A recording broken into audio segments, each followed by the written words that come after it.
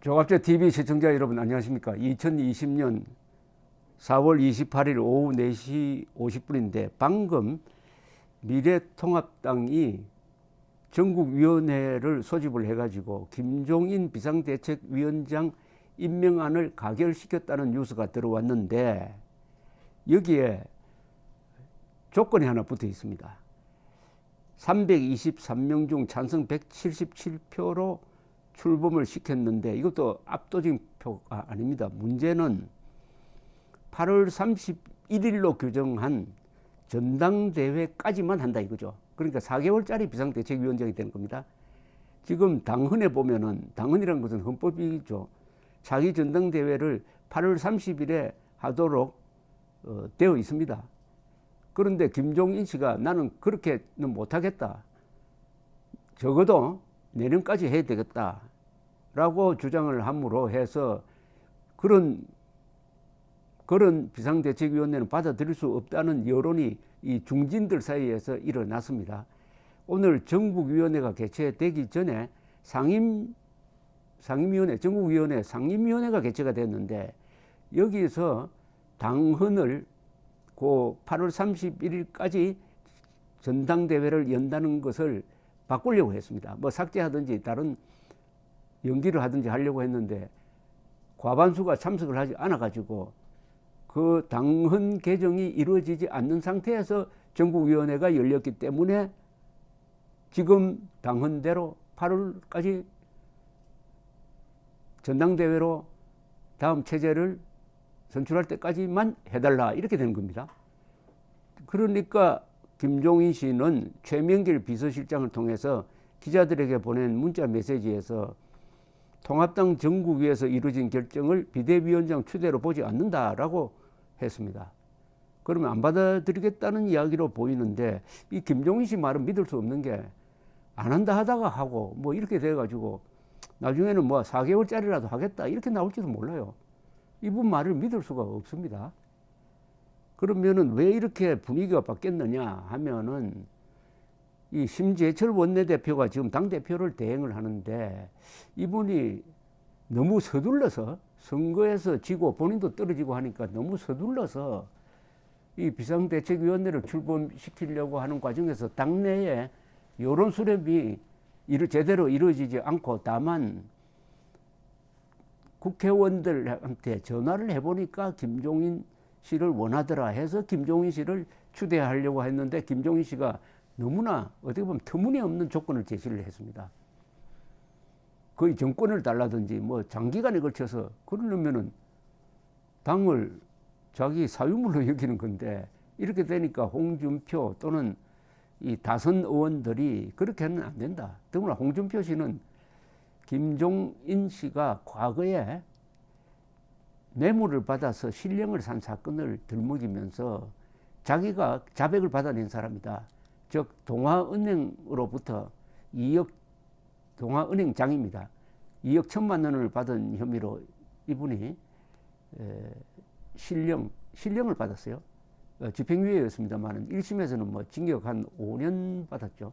2심에서 이게 감형이 되었습니다만 이런 거 있는 사람이지 않느냐. 그리고 이 당의 이념이 정반대인 새누리당에서 또 민주당에서 다시 또 미래통합당에서 왔다 갔다 하면서 선거를 지휘한다. 이게 도대체 말이 되느냐 하는 반발 또한 만만치 않았습니다. 그러나 조선일보하고 문화일보가 앞장서 가지고 김종인 비상대책위원 체제를 밀어주었습니다. 지난 토요일에는 조선일보는 일면 머리 기사로 김종인 씨와 인터뷰를 하면서 김종인 씨는 뭐라고 하느냐면은 70년대생 경제 전문가가 다음 대통령 후보로 나서야 된다는 뉘앙스의 이야기를 하니까 그러면 그 말썽 많은 부산의 김세연이를 지금 대통령으로 미는 거냐 하는 이야기까지 나올 정도로 조선일보, 김세연, 김종인, 어제는 또 문화일보가 사설을 써가지고 빨리 김종인 체제를 출범시켜라 이렇게 나왔습니다. 이 기자들이 김종인 씨를 상당히 좋아하는가 봐요. 기자들이 또 김세연 씨를 밀어줘요. 그러나 그래도 다선 의원 홍준표 씨를 비롯한 사람들이 이 문제는 미래통합당이 스스로 해결해야 한다 하는 지적을 한 게 뭐 상당히 당내 여론 형성에 영향을 미친 것으로 보입니다. 이 김종인을 둘러싼 이게 결국 지난 총선에 미래통합당이 크게 진 원인 아니겠습니까? 김종인 씨를 불러들였더니 김종인 씨가 몇 가지 큰 실수를 했죠.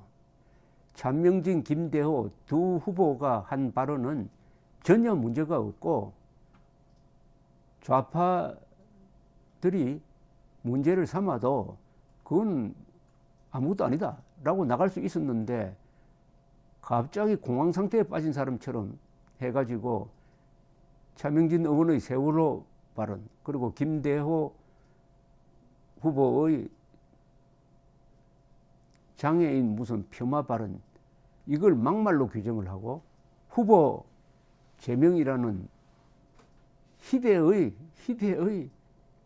응징을 내어놓으니까 그때 비로소 전 국민이 이 정도의 응징이 나올 것 하면은 얼마나 막말을 했겠느냐 이렇게 생각되는 거죠. 그 무슨 말을 했는지 저는 저걸 알아보지도 안 하고 후보 제명이라는 것은 우리나라 선거사상 처음입니다. 후보를 투표 며칠 전에 제명을 한다고 하면은 그 사람이 현행범으로 현장에서 붙들린 경우가 아니면 그렇게 할 수 없는 거죠. 그런데 그 말을 들어보면은 할 말을 한 건데 좌익들이 문제 삼는다고 해가지고 기급을 하고 후보 제명이라는 말을 만들어내는 바람에 선거에서 진 면이 있는데 김종인 씨는 거기에 대해서 오히려 당이 처리를 늦게 했다 이런 식으로 해가지고 책임을 당이나 차명진 그리고 김대호 씨에게 넘기는 것을 보고 저는 이런 사람이 미래통합당의 정권을 쥐면은 이 미래통합당은 이미 자유민주적 기본 질서를 수호하는 우파 정당도 아니고 차라리 민주당에 합당하는 게 낫겠다는 생각을 한 적이 있습니다. 그 이외에도 이분은 좌파적 경제 이념인 경제민주화라는 걸 들고 나와가지고 그걸 헌법 조항에 자기가 넣었다고 자랑하면서 그걸 가지고 자유시장 경제, 우파적 경제정책을 비판을 하고 그게 결국은 커져가지고 지금 문재인 정권이 소득주도 성장이라고 해가지고 이런 망국적 정책을 펴는 이론적 뒷받침을 해준 사람입니다. 나이 80.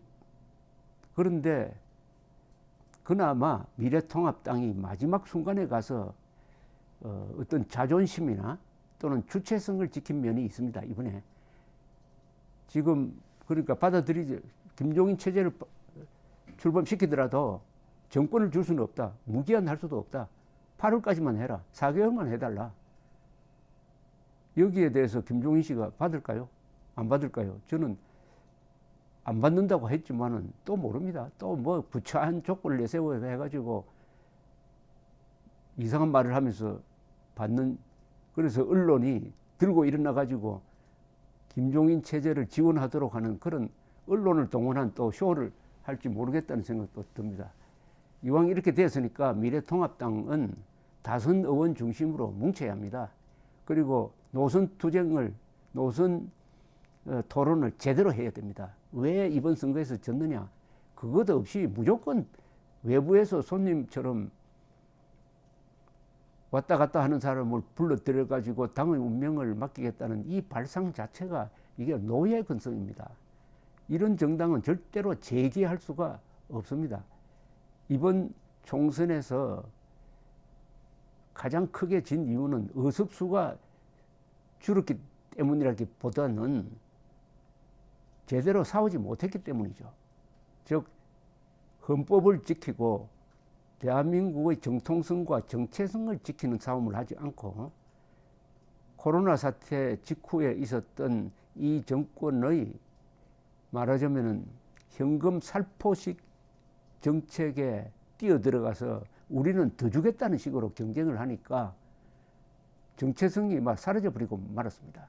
그리고 문재인 정권이 그동안에 실수했던 반역적 정책에 대해서는 한 번도 제대로 문제를 제기하지 못했고, 더구나 코로나 사태의 발생이 중국 사람들의 입국을 차단하지 않아서 일어났다는 이 점까지도 제대로 제기하지 못해가지고 마치 문재인 정권이 세계에서 제일 방역을 잘한 것처럼 하는 착각을 이루므로써 졌습니다.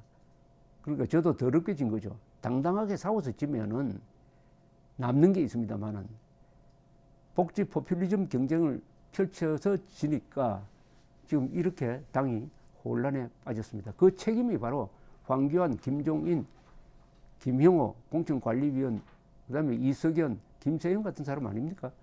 이 5사람은 우파 분열자이기도 합니다. 이번에는 오랜만에 우파 좌파의 1대1 대결이었는데, 보통 같으면은 우파가 분열만 하지 않으면은 이깁니다. 그러나 여론 구조가 바뀌었어요. 겨우 이번에 총 득표수로는 통합당이 4, 민주당이 5입니다. 5대4입니다. 그러나 의석수는 2대1이 되어버렸습니다. 그러나 5대4이므로 희망은 있습니다. 어떤 희망이 있느냐? 대통령 선거에서는 7%만 더 이쪽으로 가져오면은 47대 43으로 이길 수 있는 구도입니다. 47대 43으로 이길 수 있는 구도니까 어떻게 하든지 이 자력 갱생을 해야 됩니다. 자존심과 주체성을 회복하는 계기가 되었으면 좋겠다는 생각이 듭니다. 김종인 비대위 체제는 안 됩니다. 감사합니다.